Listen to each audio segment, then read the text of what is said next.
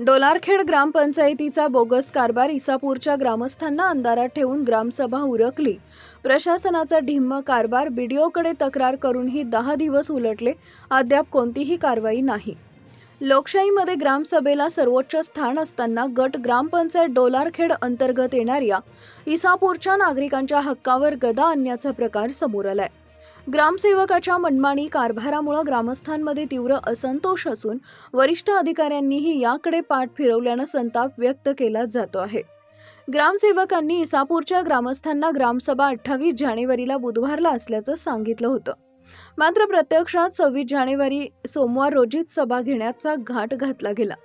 ग्रामस्थांना याची माहिती मिळताच त्यांनी सभास्थळी धाव घेतली, तेव्हा ती सभा बरखास्त झाल्याचं तेथील काही डोलारखेड येथील ग्रामस्थांनी सांगितले।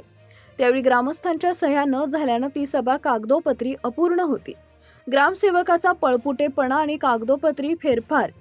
28 जानेवारी बुधवार रोजी जेव्हा इसापूरचे ग्रामस्थ ग्रामपंचायतीत जाब विचारण्यासाठी गेले, तेव्हा ग्रामसेवकानं ग्रामसभा पूर्ण झाली आहे असं सांगून ग्रामस्थांच्या प्रश्नांना उत्तर देणं टाळलं आणि तिथून पळ काढला।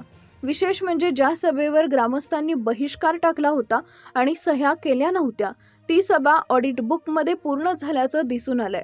हा सरळ प्रोसिडिंग मधील फेरफार असल्याचा आरोप ग्रामस्थ करत आहेत। या गंभीर प्रकरणाबाबत ग्रामस्थांनी गटविकास अधिकारी यांच्याकडे लेखी तक्रार दाखल केली आहे, मात्र तक्रार करून 10 दिवस उलटले तरी प्रशासनाकडून साधी चौकशीही करण्यात आलेली नाही।